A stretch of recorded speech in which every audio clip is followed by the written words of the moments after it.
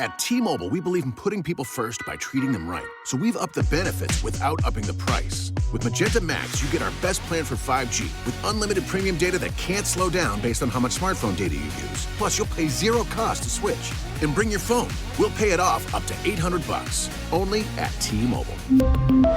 Capable device required for 5G. Activate up to 4K or video streams at 480p. 40 gigs high-speed tethering. Up to $800 via virtual prepaid card. Allow 15 days. Support charges waived. See details at T-Mobile.com. The radio on your dash is more than radio. That SiriusXM button is instant access to a world of exclusive entertainment, including ad-free music channels for every genre and decade. You can also hear your favorite sports, comedy, talk, and news. Plus, you can stream with the SiriusXM app on your phone and connected home devices. So grab your phone, dial pound 250, and just say SiriusXM to get 12 months for $5 a month with a new select subscription. Call for offer details. Fees and taxes apply. When you're ready to place a bet on today's games, do it with the most trusted name in online sports betting, BetRivers Sportsbook. Now legal in several states and growing. BetRivers Sportsbook delivers a unique sports betting experience featuring live streaming sports, in-game wagering, fast authorizations on most withdrawals, and gold standard customer service. Go to BetRivers.com, see for yourself. Must be 21 and be present in Colorado, Illinois, Indiana, and Pennsylvania to play. Gambling problem? Call 1-800-GAMBLER. Thanks for listening to the Doug Gottlieb Show podcast. Be sure to catch us live every weekday, 3 to 6 Eastern, 12 to 3 Pacific on Fox Sports Radio. Find your local station for the Doug Gottlieb Show at foxsportsradio.com or stream us live every day on the iHeartRadio app by searching FSR. Now let's get this party started. You're listening to Fox Sports Radio. Boom! What up, America? Doug Gottlieb Show, Fox Sports Radio. I'm brought to you by BetRivers. Check out the latest lines from the world of sports. BetRivers Sportsbook. BetRivers is the trusted name in online sports betting. You must be 21. You must be present in Colorado, Illinois, Indiana, West Virginia, or Pennsylvania to play. Gambling problem? Call 1-800-GAMBLER. Joel Klatt will join us in 20 minutes. As we get you ready for the Ohio State University, welcoming in University of Oregon this Saturday, tomorrow on Fox. Plus, we get the Cy-Hawk Trophy, Iowa State, Iowa. He's called many a Big 10, many a Big 12 game. Get his thoughts on that epic showdown in Ames, Iowa. All right, I got a bunch to get to. Cam Newton posted like a 75-minute YouTube explanation video. John Middlecoff will join us next hour, 3 and Out podcast. Orlando Scandrick, a star defensive back for the Dallas Cowboys once upon a time. He's got a new podcast out, and I'm going to ask him about the Cowboys defense specifically, but also about all the different things that took place in last night's game. Let's start there. In case you didn't know, DJ Khaled thinks that Tom Brady wins a lot, right? I mean, literally, it feels like every year on repeat. It feels a lot like Groundhog Day. It just does. As the Buccaneers kind of survive the Cowboys. Some bizarre missed extra point, a couple missed field goals from Legatron in the first half. And the Cowboys obviously had to chase it a little bit after that. You miss an extra point, you got to chase points sometimes. But the Buccaneers on a late field goal end up winning the game. Lots of discussion about this game. I'll just say this in regards to the no call on what some people wanted, offensive pass interference. Back when we had replay, what was that, 2 seasons ago, right, where you could replay, I said this, and it's a big issue with how we even play replay into television owners' homes, which is this. When does the pass interference actually begin? Or when do we start evaluating each one-on-one matchup? Because if you watch the play, the defense is holding. That's why the offense has to push off in order to get open. Was there a push off? I guess. But some of it is, get off me. You're holding me. I'm trying to catch the football.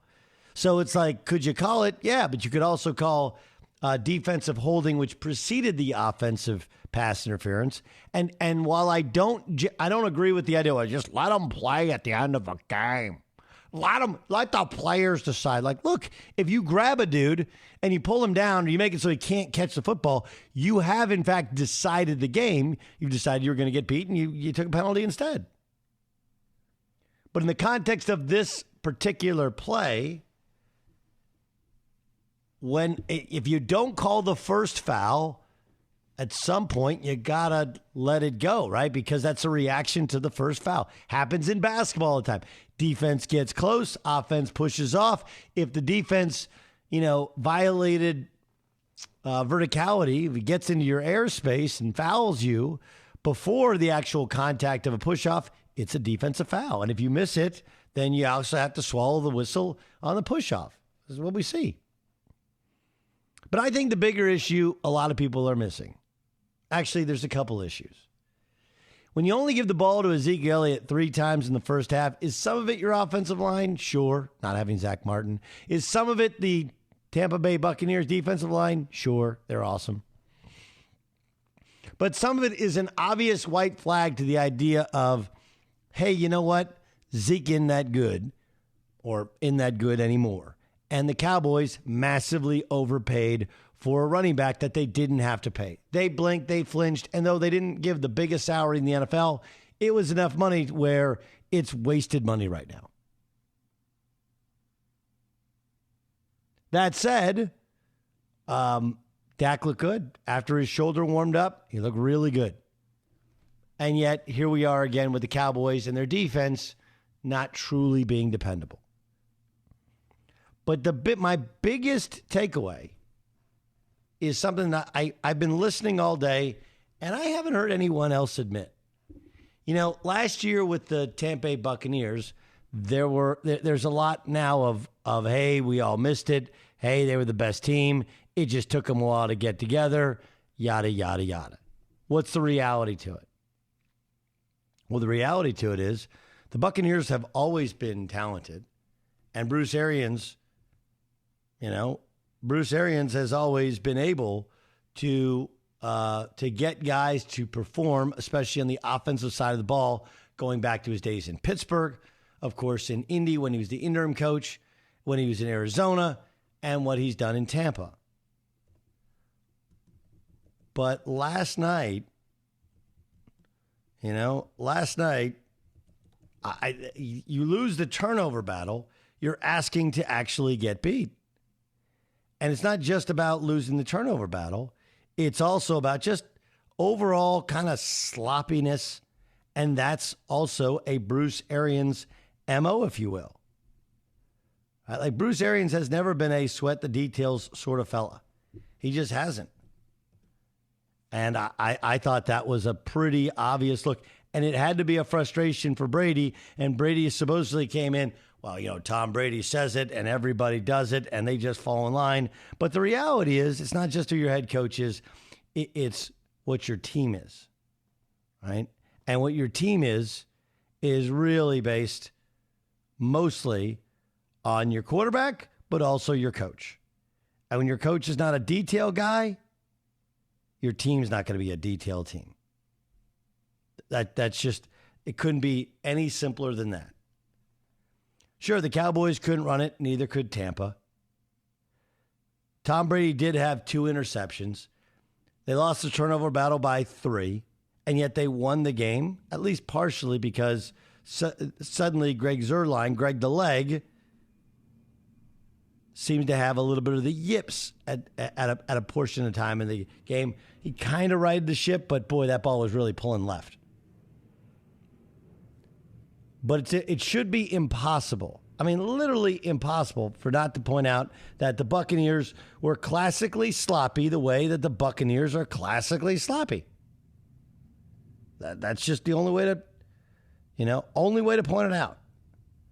That while some of those turnovers are on the wide receivers and on Tom Brady, it's also fair to point out these are things that have happened to Tampa in the past. These are things that have happened. These are things that have happened when Bruce Arians coaches teams in the past. Look, they're super, super talented. And Tom Brady, I have whatever those guys are, Alex Guerrero are concocting, And you're not really going to see the wear and tear of age in week one. But the fact is, he looks really good. And the Buccaneers looked really good. And he got the ball back, and he went to Tom Brady mode. Right? He went to over the top, turn the hat backwards, I'm going to win this game sort of mode. And he was helped out greatly by Greg the Leg missing a couple of kicks. But you turn it over that often, you have that kind of sloppiness, you're going to get yourself beat. And that is also the MO for Bruce Arians' teams, especially in the regular season.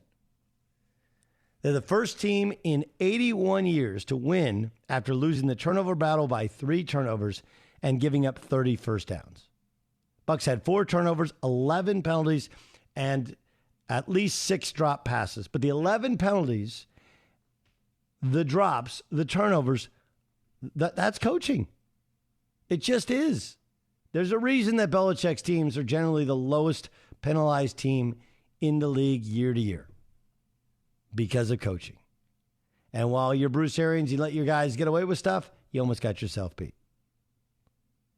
Here's Mike McCarthy on the no call, by the way. I think when it comes down to tight plays in a game, if it's ticky-tack, I think you're better, I would have taken the call. I wouldn't have asked them to pick the flag up. But, I think, holding penalties and things in clutch time, I think it has to be a real foul there, so I didn't see it. That's Mike McCarthy saying something which you rarely hear. The losing coach not questioning a call. All right, Dak was pretty outstanding last night. Any chance he's better now than he was before the injury? We'll get to that upcoming next on the Doug Gottlieb Show, Fox Sports Radio. Be sure to catch the live edition of the Doug Gottlieb Show weekdays at 3 p.m. Eastern, noon Pacific on Fox Sports Radio and the iHeartRadio app. When you're ready to place a bet on today's games, do it with the most trusted name in online sports betting, BetRivers Sportsbook. Now legal in several states and growing. BetRivers Sportsbook delivers a unique sports betting experience featuring live streaming sports, in-game wagering, fast authorizations on most withdrawals, and gold standard customer service. Go to BetRivers.com, see for yourself. Must be 21 and be present in Colorado, Illinois, Indiana, and Pennsylvania to play. Gambling problem? Call 1-800-GAMBLER. Hey, it's Wilmer Valderrama from Essential Voices of Wilmer Valderrama Podcast. This clip is brought to you by State Farm. State Farm offers everyone surprisingly great rates on car insurance. Yes, for real. If you need to insure your car or home or both, it may feel like you're getting special treatment, but the truth is State Farm offers everyone surprisingly great rates with solutions to meet your car insurance needs, whatever they may be. So talk to a State Farm agent today and discover surprisingly great rates to fit any budget. Como un buen vecino, State Farm está ahí. I was just arriving from Venezuela back in 1993. At the end of 1993, I was 13 years old. And I had to repeat the 7th grade because I didn't know how to speak English. So I was in ESL classes, English as a second language. And that was the class where I had, I was able to commute with other kids like me that had just gotten here too. And as I was progressing through school, I realized that my first job on behalf of my family was to learn how to speak English. That was the first thing I needed to do. And as it progressed, I had a couple of teachers who really believed, right? Who really believed in these kids, and I think that was one of the biggest signs of confidence that really kind of empowered me to do what I'm doing now. Listen to Essential Voices with me, Wilmer Valderrama, every Tuesday as part of the My Cultura podcast network, available on iHeartRadio app, Apple Podcasts, or wherever you get your podcasts. This episode is brought to you by FanDuel. Football is back, and the best bet you can make is downloading the FanDuel Sportsbook app. It doesn't matter if you're new to gambling or an old pro, FanDuel has something for everyone. And as an official sports betting partner of the NFL, you know your bets are safe. There's also never been a better time to use FanDuel, because right now, you'll get up to $1,000 back if your first bet doesn't win. You can even turn a small wager into a big payday with a same-game parlay bet. Just sign up with the promo code SPOTIFY to place your first bet risk-free on FanDuel Sportsbook. Download FanDuel today. 21 plus and present in Virginia. First online real money wager only. Refund issued as non-withdrawable site credit that expires in 14 days. Restrictions apply. See terms at sportsbook.fanduel.com. Gambling problem? Call 1-800-GAMBLER. Doug Gottlieb Show, Fox Sports Radio. By the way, you can listen to Dan this weekend, Sundays on Fox Sports Radio. And, of course, download the I Want Your Flex podcast. Joel Klatt joins us, lead analyst, college football, Fox Sports. 12th ranked Oregon, travels to number 3 ranked Ohio State. Of course, you have to go back. It feels like a year ago. It was a week ago where kicked off the season, Minnesota at home, and Ohio State in the second half kind of flexed their muscles. Joel, how are you? I'm good, man. How are you doing? I'm good. That was a fun football game last night. Obviously, you had some great ones over last weekend. Ohio State, you got a 19-year-old at quarterback.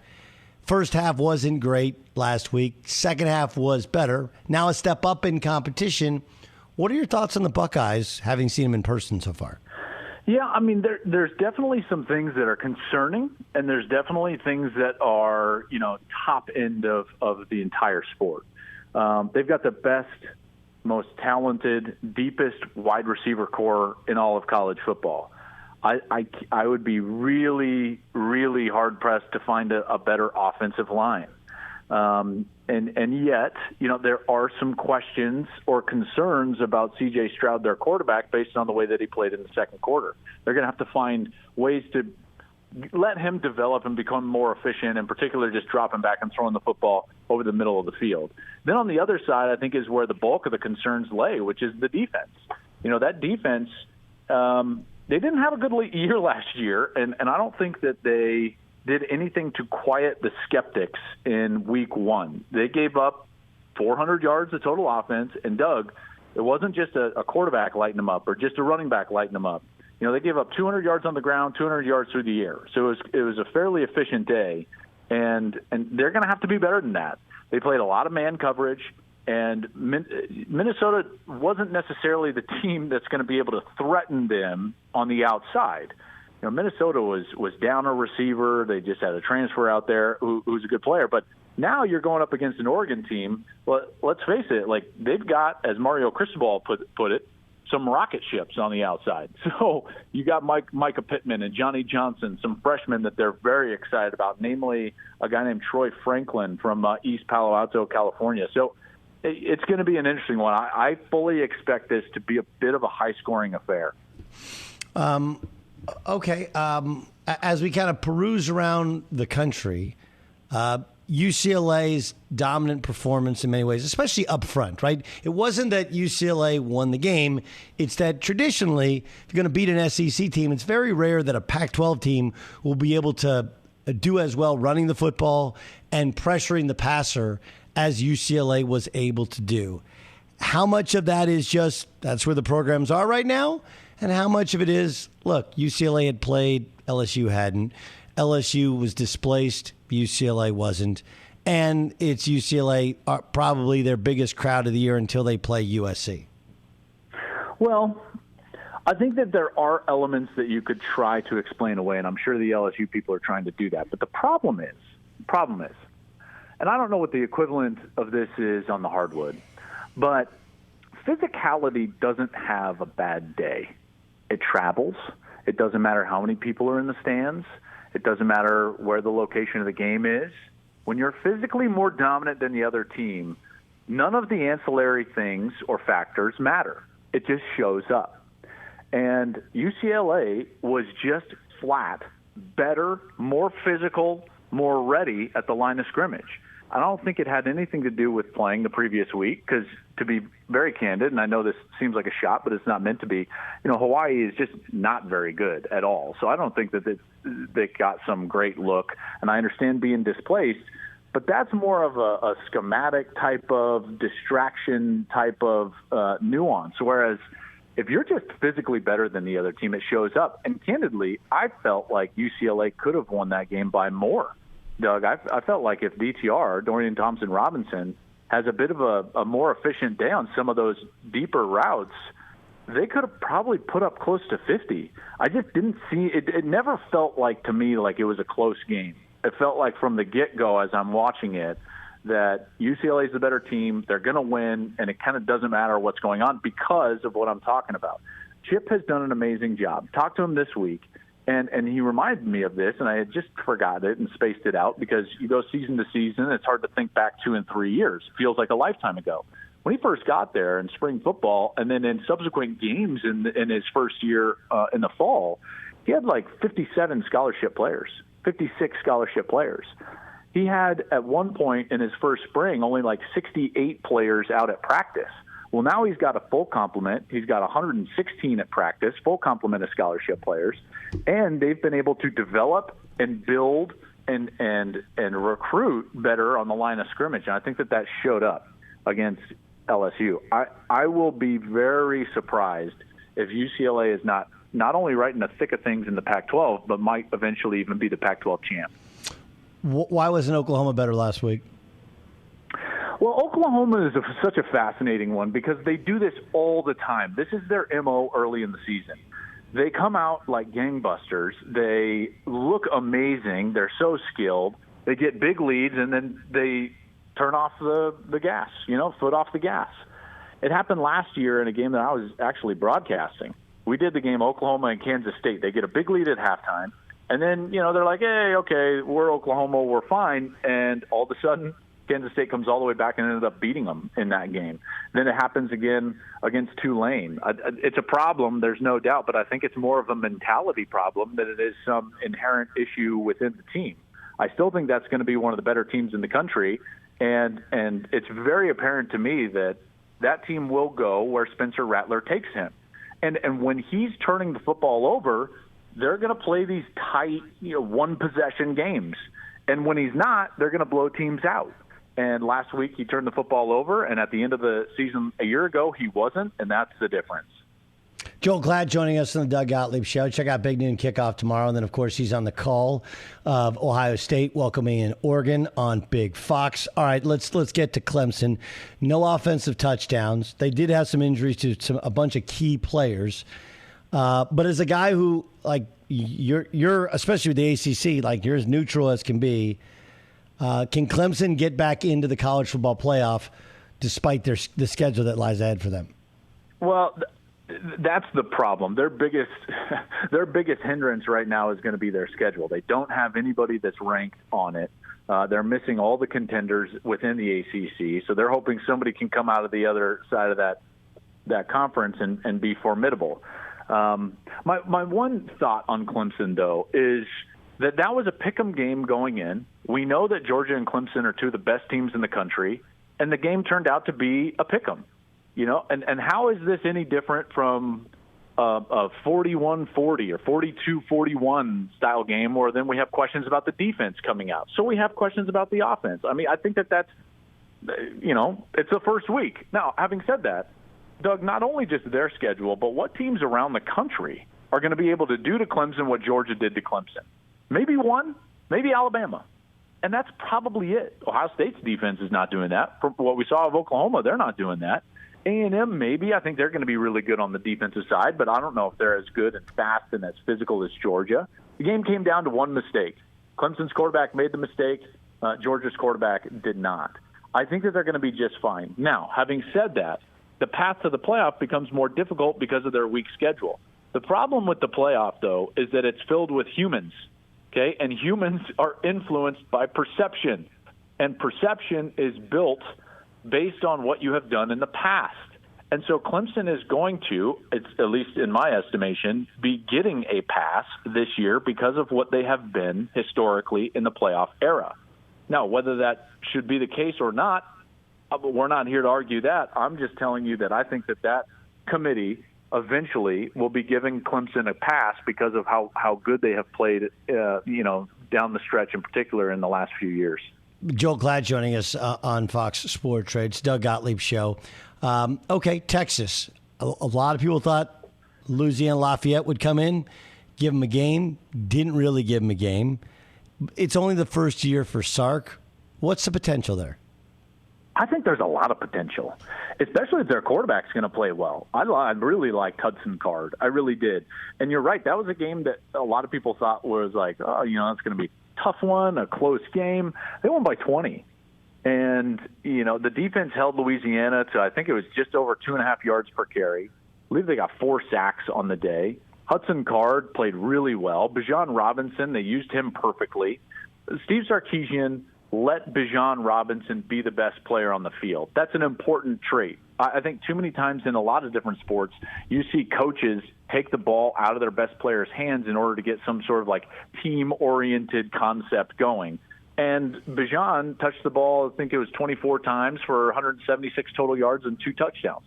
Like that's what he needs to get. There's also some guys on the outside that were highly recruited that haven't made the impact that maybe people thought they would. One of them is Jordan Whittington. He had 7 catches for 113 yards. If he stays healthy, I think Texas, becomes a real threat. But I think Steve Sarkisian is a really good coach. I think he got caught up in some personal issues that derailed him at USC. But outside of that, everywhere where he's been, they've succeeded. Even at Washington, he took over a winless program. Doug, people fail to remember that. Tyrone Willingham had won 0 football games the year before Steve Sarkisian got there, and he built them into a perennial bowl team and ultimately laid the foundation for what Chris Peterson used to take Washington to a playoff. Like, this guy can coach, and I think he's going to be able to turn this thing around and compete at the highest level at Texas. What do you think of the new Big 12? I mean, it's... Yeah. I love it. I love the conference. I grew up I cut my teeth in it. You and I both. Yep. And it's like, unfortunately, this is the only avenue that they were allowed, right? They would have loved to have merged with the Pac-12 or done something with the Big Ten or the ACC. But those 3 conferences looked at it and they saw what it was, which was that the Big 12 was left for dead. And this is just them trying to pick up some of the remnants. There's no chance they're going to get a television deal that's even close to their current deal in their next go-around of negotiations. So it's not like Cincinnati and BYU and these schools are going to get some sort of big payday when they come to the Big 12 conference. This is not a move up for them. This is move up in brand only, but it's not going to be a big revenue shaker. And quite frankly, I find it hard to believe that we're going to retain this autonomous 5 status with that conference, with the powers that they have or lack of powers that they have from a brand perspective within the conference. Joel Klatt joining us on the Doug Gottlieb Show on Fox Sports Radio. You and I, we live around like the USC mafia, right? No one likes their program like USC fans. Oh, the vitriol from the USC fan base around their program right now is just palpable, isn't it? Yeah, and look, the league stinks. Okay, it just does. There's just I can't, I mean, I think Oregon, we'll see how good they are at the ceiling. Obviously, UCLA was outstanding, but Oregon State and Washington and Wazoo and, Arizona State is... UCLA saved the conference. Washington lost to Montana. I'm with you. You had Utah State win. You had Nevada win. I mean, it was a terrible day for the conference. Agreed. But USC, it's like they did win, right? They do have... Slovis is a good quarterback. Okay, so... because we have just all of this in our ears. USC any good? Or are they still just? I think this is why there's so much animus within the fan base is that USC is just good enough. They're just good enough to kind of like maybe retain the coach. They're just good enough to keep you around, but they're not great. And this is a program that historically has been a great program. Let's face it. It's been a tentpole program within the sport. And they're not that anymore. And I don't see it this year. While they're talented and they will win games, all they will be good enough for is to be good enough. I don't think that they win that division because they're not good enough at the line of scrimmage to compete, frankly, with UCLA or Utah. Those 2 teams are going to out-physical USC. So USC is going to have to come up with some sort of, skill advantage on the outside and hopefully win the game that way because they're not going to be able to win the battle in the trenches. When you talk to NFL scouts, there's nobody on their radar from an offensive line perspective at USC, and that's a problem. They've got some good young players, but not from, a veteran standpoint. And I know it sounds like a scathing rebuke of USC, but they're just not at a level right now where you can even mention them from a playoff perspective. And candidly, with the way that Oregon looks and has recruited, with the way that UCLA just played, and what we know of the physicality at Utah, there's no way I can put USC above any of those three teams as far as my favorites to win the conference. Joel Klatt, last thing, Iowa State, Cy-Hawk Trophy. You've called them both, right? Doing the Big Ten and the Big 12. And obviously what's been done in Ames is nothing short of remarkable. But, man, Iowa looked good last week. I mean, they look good against Indiana. And I'm trying to figure out if Indiana's just a one-hit wonder or if it really was Iowa. This is a massive, massive game. Who do you like, Iowa State? I like Iowa. I think that early in the season, Iowa State under Matt Campbell, for whatever reason, never plays their best. I believe that they're more of a slow build style of team. I mean, they only won 16-10 over Northern Iowa last week. Defense only allowed 3 points over the last three quarters, so that's good, obviously. But the offense only scored a touchdown and 3 field goals. Like, you got everybody back. You've got the Big 12's Offensive Player of the Year back, Breece Hall, and he ran for 89 yards. That's not good. Meanwhile, Iowa did to Indiana what they were doing to everybody late last year. Okay, so Iowa, Doug, lost their first 2 games last year and then just ripped off 6 wins. And they won those 6 games in the Big Ten by an average margin of over, 3 touchdowns. And then they get a ranked opponent in Indiana that all of us thought, hey, Michael Penix is back, Ty Fryfogle is back, Michael McFadden is back. This is going to be a really good Indiana team. What did they do? 34-6. Thanks for coming. This is the defense that led the country last year in defensive yards per play. Okay, that's not just a throwaway stat. They had a good running game with Tyler Goodson. I just believe in Iowa. I think that they are a team that knows themselves. They understand their identity, and I think that they win even on the road. I agree with you. I think it's a way better breakdown than I could possibly give, but awesome stuff. That's Joel Klatt, of course, watching tomorrow, big noon kickoff, Ohio State, Oregon in Columbus. Klatt, travel safe. We'll talk soon. I appreciate it. Have a good one, bud. All right, he's the best. Joel Klatt, by the way, we usually have him on Mondays, right, reacting to the week. So I was off Monday. It was Labor Day, whatever. So we're like, hey, man, can we do Friday this week? Yeah. So we're going to get him Monday, too. So you'll have the, Joel Klatt, Klatt sandwich. Klatt sandwich. Spicy Dijon mustard. I don't do the American, the yellow mustard. I just don't do that. And don't even start with mayonnaise. No. My mayonnaise days are behind me. What rookie quarterback will have the best week 1 performance? I'll tell you next. Be sure to catch the live edition of the Doug Gottlieb Show weekdays at 3 p.m. Eastern, noon Pacific. Hey, it's Ben, host of the 5th Hour with Ben Maller, along with my trusty sidekick, David Gascon. Would mean a lot to have you join us on our weekly auditory journey. You're asking, what in God's name is the 5th Hour? I'll tell you, it's a spin-off of the Ben Maller Show, a cult hit overnights on FSR. Why should you listen? Picture, if you will, a world where we chat with captains of industry in media, sports, and more every week. Explore some amazing facts about human nature and more. Listen to the 5th Hour with Ben Maller on the iHeartRadio app, Apple Podcast, or wherever you get your podcast. This episode is brought to you by HP. Whenever you do your best thinking, the HP Spectre X360 is ready when inspiration strikes. With power save for battery life and focus mode to multitask, you can do your best thinking whenever and wherever it happens. You can't always schedule when and where you might have a brilliant thought, whether it's in the morning or before bed, when you're at your computer or away from it. Thinking can happen anywhere and anytime. The HP Spectre X360 2-in-1 convertible PC with Windows 10 saves battery life for whenever an idea hits you.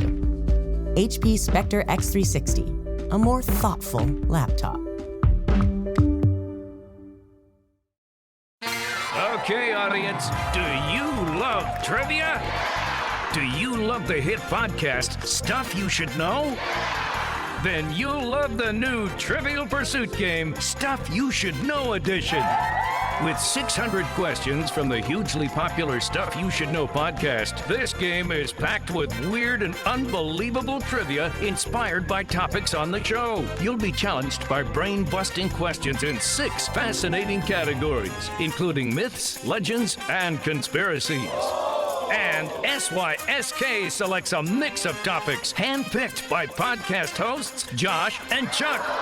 It's perfect for 3 to 6 players and adults from ages 16 to 116. If you love the Stuff You Should Know podcast, or you're just curious about the world, grab your copy of the Trivial Pursuit game Stuff You Should Know edition today, wherever you get your favorite board games.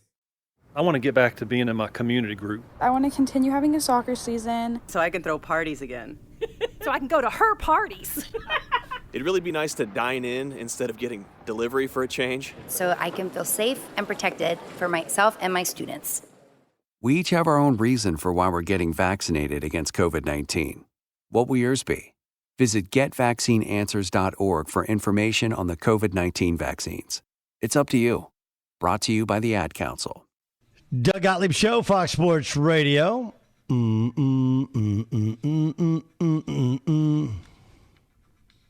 Discover matched all the cash back you earn your credit card at the end of your first year. It's amazing because Discover's accepted 99% of the places in the U.S. to take credit cards. Learn more at discover.com/yes. 2021 Nielsen Report. Limitations apply. Let's get to a game. This is Game Time. It's game time. On the Doug Gottlieb Show. Dan Byer, what do you have? Doug, it's Friday. That means... Psychic? Yeah, Psychic punching in the clock right now. 7 scenarios for you to look into your crystal ball, and we start in the National Football League. Psychic, which rookie quarterback and first-round quarterback will have the best week 1 in the NFL? Trevor Lawrence going up against the Texans. Zach Wilson and the Jets facing the Panthers. Trey Lance maybe seeing some action against the Lions. Mac Jones going up against the Dolphins. And then you have Justin Fields backing up Andy Dalton for the Bears against the Rams. I think it's going to be Mac Jones. And not because he's better than Trevor Lawrence or maybe even Zach Wilson, but I don't think the Jets have a great team around Zach Wilson just yet. And I definitely don't think that even though the Texans, that would probably be my pick normally. I actually think the Texans defense is going to be decent, and I don't see it with the Jaguars offensively just yet. So I'm going to go with Mac Jones. Kind of inherits a team of veterans. They want to run the football. They're going to protect him. He's going to get rid of it quick. I think he has the best weekend. Sticking with the newbie theme, Psychic, what first-year head coach has the best week 1? Urban Meyer and David Culley face each other in the Jacksonville Texans game. Robert Saleh and the Jets go up against the Panthers. Dan Campbell faces the Niners. Nick Sirianni goes up against the Falcons. And that's Arthur Smith in that game as well. And Brandon Staley of the Chargers faces Washington. I think Brandon Staley of the Chargers facing Washington. 1, I think he has a really good team. 2, there are not a lot of tricks to Washington. You just got to block that. I mean, it's really hard to do, but you just got to block. And, you know, he's a super impressive guy. I'm going to go there. All right, Doug. Will there be more Packer fans or Saints fans, Psychic, for Sunday's game between the teams in Jacksonville? Saints fans. Oh, okay. Saints fans. There'll be a lot of Packer fans. There's not a lot. I don't feel like there's a lot of Packer fans in North Florida, though. They are everywhere. But they are everywhere, but I think that would be a place like, I don't know. They're really out west. There's a lot of Midwesterners that move out west. I would say there's some. It was in southern Florida, yes. Texas, maybe. I don't know about northern Florida. I'm going to go with New Orleans. All right, Psychic. What will be the best college football game between ranked teams this weekend? And looking at the schedule, there's only 2 of them. Oregon against Ohio State, and then Iowa taking on Iowa State. What's going to be a better game? I'm going to go Iowa State. Cyhawk is always just a great game. Sure. May not see as many points. Who knows? Could be wrong is what you would see in Oregon, Ohio State, but something to watch. All right, Psychic. Has conference realignment come to an end for 2021 now that it's looking like the Big 12 and their board of directors, they voted earlier today to extend the membership, and 3 of the 4 schools have also agreed to join the Big 12? No. It's going to keep on going. Yes. American. I mean, the American's going to have to expand, et cetera, et cetera, et cetera. So, I don't see that. I don't see that changing at all. There's some other conferences even further down. I think the Sun Belt could be looking at some changes as well. All right, let's wrap this one up with a couple of baseball questions, Psychic.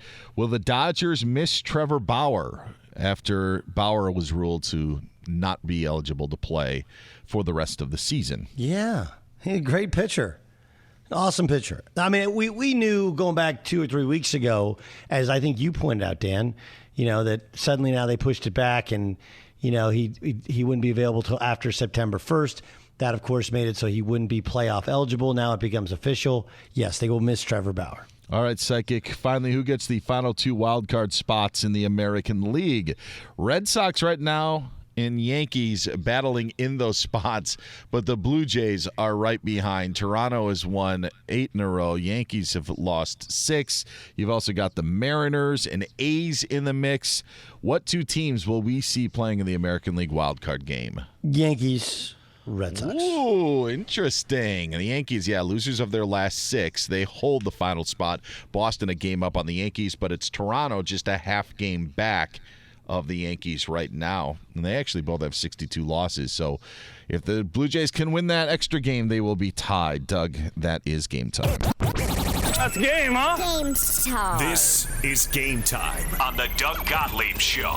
Well, and then the Red Sox, Chris Sale's going to miss at least a start, probably a couple of starts, right? But he's that guy who you could just see grabbing the ball and winning a wild card game and ending the Yankees or the Blue Jays season. Remember, it wasn't just that the Yankees have lost all these games in a row. They lost 4 in a row to Toronto. That's how Toronto's gotten back in this thing. So the Yankees have 3 against the Mets, who are also a mess. Then they have a game against Minnesota, makeup game against Minnesota. But then they got Baltimore, which is like your get-right games. They do end the season with Boston, Toronto, and Tampa Bay. Like, those are their last 3 series. They are far from out of the woods. Far from out of the woods. But last night was fun, wasn't it? Did you have fun, Byron, watching that? Now, you said you're getting home, talked about making some grilling the chicken. You didn't want to burn it. How'd it turn out? It was fine. It was easy. Just threw the chicken breasts on, and you can get the thinly sliced ones. So it's really just a quick hit on the grill, and the wife loved it. Threw some corn on the cob on the grill as well, and was able to enjoy it. It was a little back and forth for about the first 7 minutes of the game of just going back and forth between grill and kitchen and TV. But once that was done, then it was full focus on the game. Ramos, did you get to watch any of the game last night? I know you had the pitching. I did. I caught the game when it was 14-7. That's when I got back from the pitching lesson. It was Tampa Bay was up 14-7. So watch that one was a hard one, right? For the Brady haters out there, and there's not nearly as many as there used to be. For the Brady haters, that's a hard one because then you're like, most people either hate the Cowboys or hate Brady or hate them both. Now you're like, man, I like to watch the Cowboys lose. But it is crazy on how the infatuation and love for Brady has just done a 180 in recent years. Since he went to Tampa, now there's so many people who like him so much more than liked him when he was in New England. Cam Newton spoke out about why he got cut. Do you believe him? Find out next. I want to get back to kissing the cheeks of my grandbabies, making Sunday dinner with a house full of family and lots of laughs. COVID-19 has changed how we live and how we feel. But now, there are vaccines. And they are the very first step that let us get back to what we miss most. It's okay to have questions. Is it safe? Should I wait? Now, get the facts. Visit getvaccineanswers.org so you can make an informed decision when vaccines are available to you. Brought to you by the Ad Council. If you love trivia, if you love the hugely popular Stuff You Should Know podcast, then the Trivial Pursuit game, Stuff You Should Know edition, is for you. With 600 questions, weird and unbelievable trivia in categories like myths, legends, and conspiracies. SYSK selects a mix of topics handpicked by podcast hosts Josh and Chuck. Get the Trivial Pursuit game, Stuff You Should Know edition today, wherever you get your favorite board game.